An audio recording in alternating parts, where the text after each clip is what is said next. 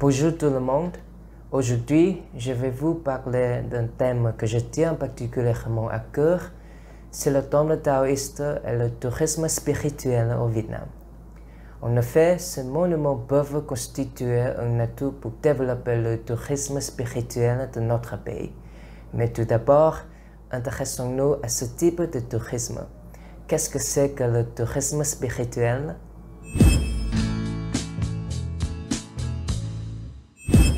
Selon le site tourisme spirituel.info, la spiritualité est plus large que la religion.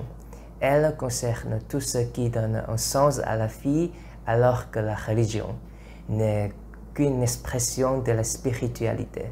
En réalité, spiritualité et religion vont de pair puisque ces deux notions sont intimement liées.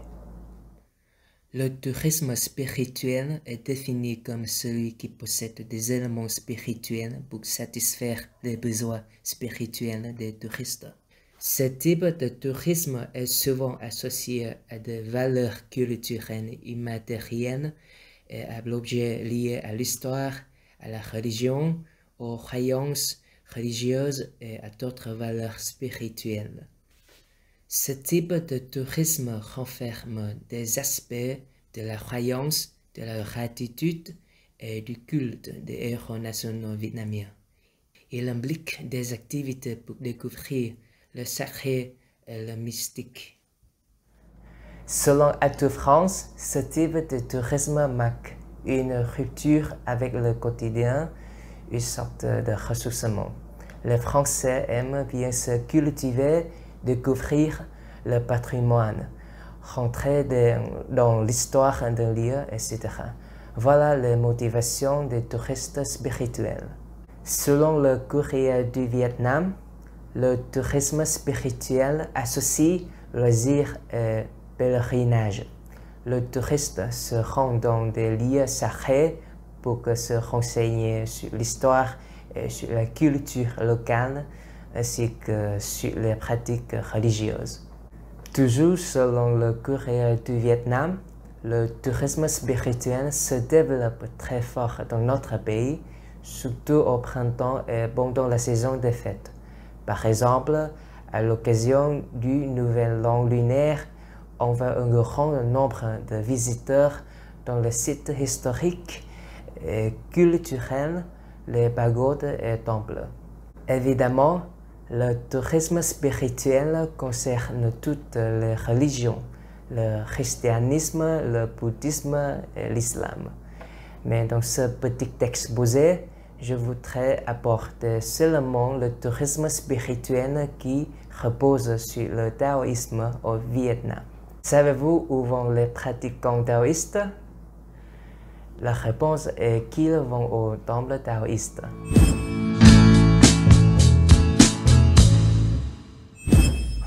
En vietnamien, on les appelle Đạo Quán. Certaines personnes parlent de Cung Quán.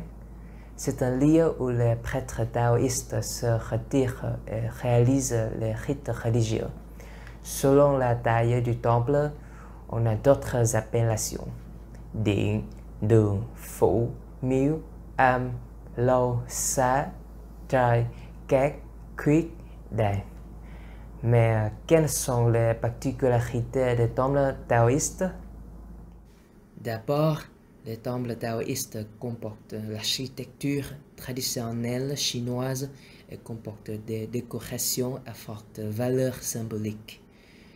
Les fresques représentent souvent les différentes conceptions de la vie, les astres ou des dessins tels qu'un éventail, un poisson nageant, une narcisse, une chauve-souris, un cerf, ainsi que les objets sobres empreints du taoïsme, les conifères, les cyprès, les tortues, les flamants, les lions, les licornes, les dragons, les phénix, etc.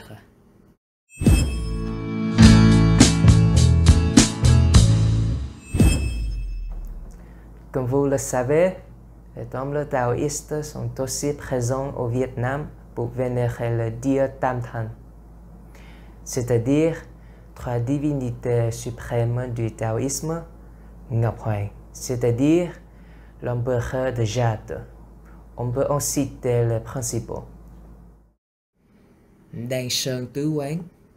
Il s'agit d'un système de 4 temples très connus dans le district de Hoài Đức à Hanoï. Thăng Long Tứ Quán. Il s'agit d'un autre système de 4 temples à Hanoï. En général, la plupart des temples taoïstes sont concentrés dans le nord du Vietnam. Quant au sud du Vietnam, on a du mal à en trouver. Mais il en existe un, c'est le temple Khánh Vân Nam Viên, le grand temple taoïste de Saigon. Maintenant, la question est de savoir comment ces temples possèdent des éléments qui peuvent répondre au tourisme spirituel. Pour rapporter à ce sujet, je voudrais évoquer deux temples taoïstes célèbres.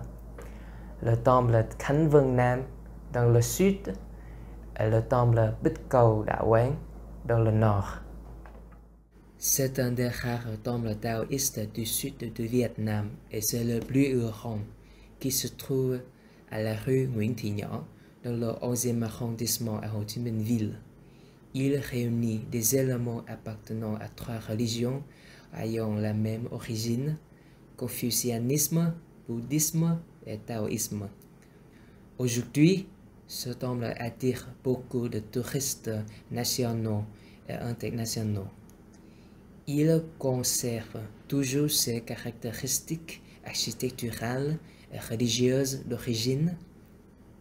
Sa salle principale vénère Tam Đế et Lữ Tổ, des divinités du taoïsme, avec leur pouvoir magique pour aider les gens à éviter les accidents. La salle au 2e étage expose des objets de la vie quotidienne des Chinois, des tables, des chaises, des étagères, des cadres en bois. Ce temple témoigne aussi des cérémonies qui s'effectuent dans le plus pur des traditions taoïstes.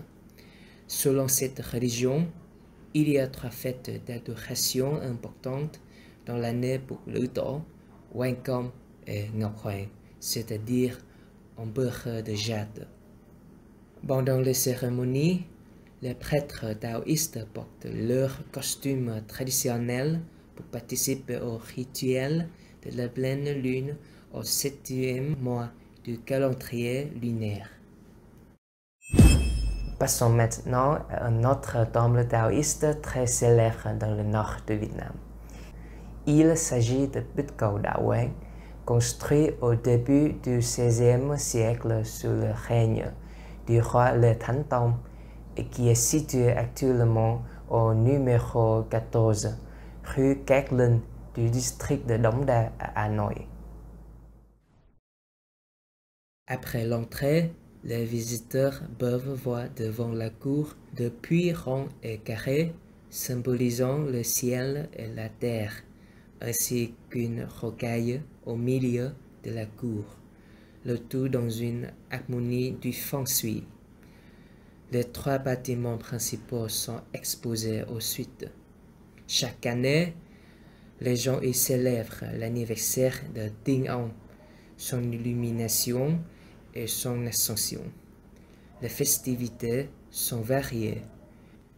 Prières, chants de cadeaux, reproduction de scènes de Tiên Ông. Ces informations montrent que le taoïsme est bien présent au Vietnam, à l'instar des temples, de leur architecture ainsi que des activités de culte. De plus, les monuments taoïstes constituent des attractions touristiques pour les Vietnamiens et pour les touristes étrangers.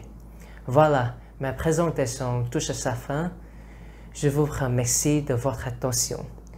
Vous pouvez me dire ce que vous en pensez dans la partie commentaires ci-dessous. Allez, je vous dis à la prochaine fois sur le français pour vous. Au revoir et à bientôt.